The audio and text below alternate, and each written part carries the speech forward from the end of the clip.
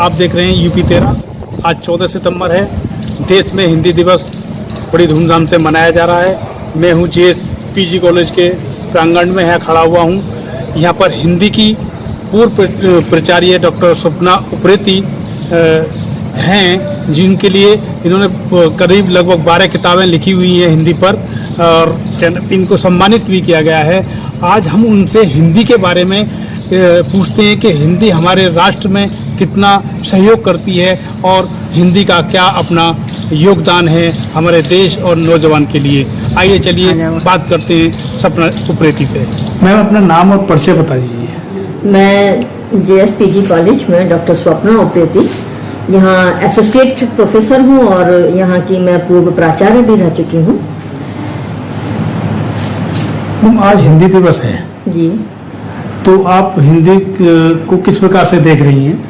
आज हिंदी दिवस है। जैसा कि सभी लोग जानते हैं कि 14 सितंबर को 1949 के शुभ दिन हिंदी को राष्ट्रभाषा के रूप में सम्मान मिला था अनुच्छेद 343 के तहत। लेकिन वो सम्मान जो उस वक्त मिला था, आज भी हम जब देखते हैं तो आज जिस तरीके से उसको सम्मान मिलना चाहिए वो आज भी नहीं मिला है।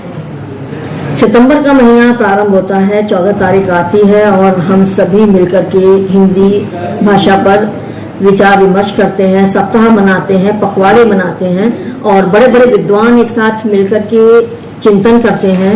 उनका चिंतन होता है आपस में और आपस में एक दूसरे की भाषा, इस भाषा पर विचार विमर्श करते हैं। लेकिन हम जो देखते हैं आज के परिप्रेक्ष्य में हिंदी विकास कर रही है, लेकिन जितना करना चाहिए उतना विकास हिंदी का नहीं हुआ है अभी। देश की तरक्की में हिंदी का क्या योगदान है? हाँ, देखिए, देश की तरक्की में चूंकि हमारी मातृभाषा है, हम सबसे पहले ये कहते हैं कि हम अपने भावों को, अपने विचारों को अपनी भाषा से ज्यादा हम किसी और भाषा में अच्छे से समझा ही नहीं सकते।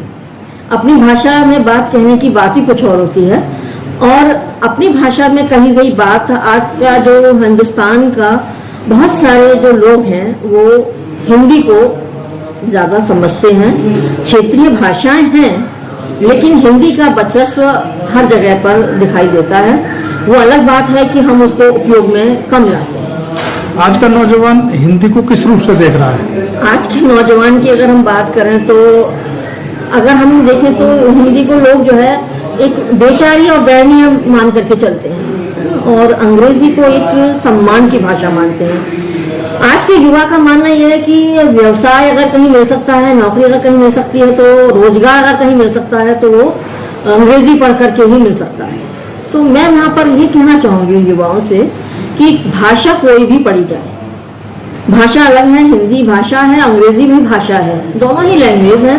आप ज्ञान प्राप्त कर सकते हैं, लेकिन ऐसा नहीं है कि आज रोजगार के अवसर हिंदी में नहीं है।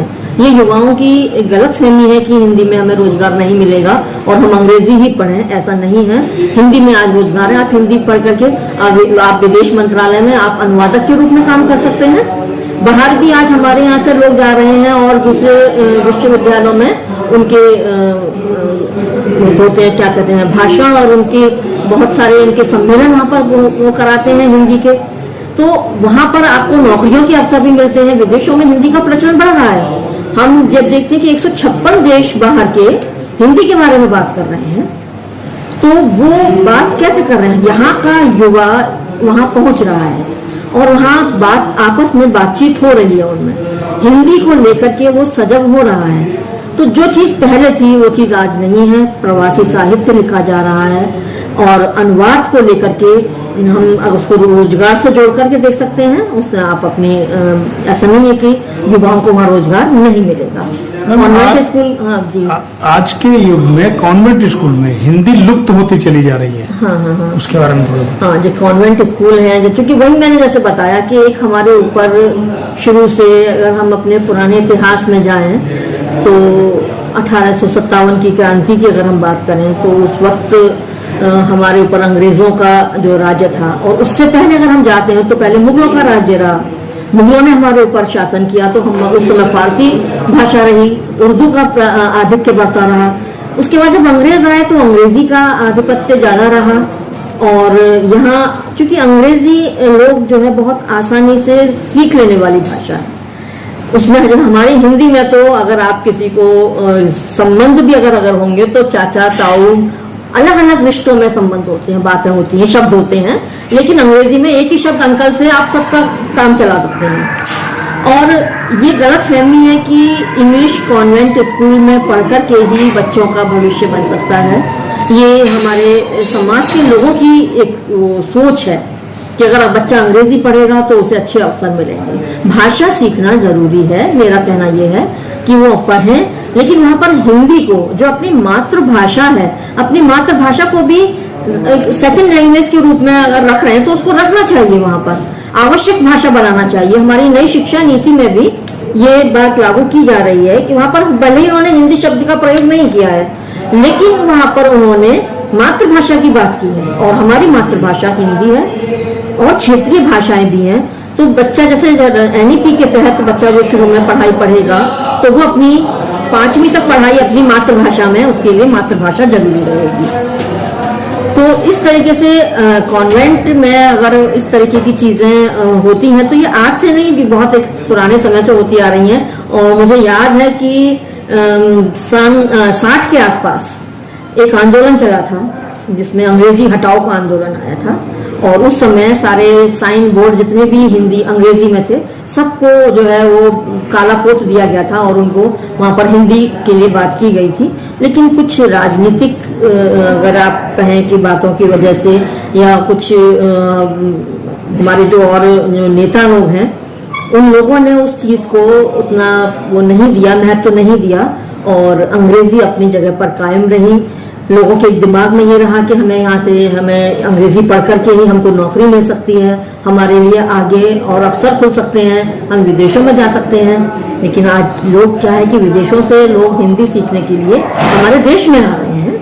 तो परिस्थितियां पहले से बदल रही हैं, और मुझे लगता है कॉन्वेंट स्कूलों में भी ये स्थितियां होनी चाहिए कि अंग्रेजी रखें, इंग्लिश मीडियम रखें, लेकिन हिंदी को एक सहायक भाषा के रूप में, एक जरूरी अनिवार्य भाषा के रूप में वो जरूर रखें, जिससे कि बच्चा अपनी मातृभाषा से भी परिचित हो सके। मैम, ये दक्षिण भारत में अभी हिंदी को पूर्ण रूप से अभी लोग मानते नहीं हैं। हाँ, नहीं मानते, उसके बारे में बताएं। दक्षिण भारत में क्योंकि अभी भी पहले भी जब हिंदी को लेकर के बातें हुई थी, तो उस समय में जब हिंदी का मसौदा तैयार किया जा रहा था कि इसको राष्ट्रभाषा बनाया जाए, तो उस समय भी ये बात हो रही थी कि वहां पर बाकी और क्षेत्र के लोग नहीं बोल रहे थे, लेकिन तमिल भाषी लोगों ने वहां पर भी अपनी बात को कि नहीं, हिंदी को इतना महत्व न दिया जाए, हमारी भाषा भी है, हमारी भी और भाषाएं हैं, उनको दिया जाए। तो वो स्थिति पहले थी, वही स्थिति आज भी है। आज भी अगर कहीं हिंदी को आगे बढ़ाने की बात आती है तो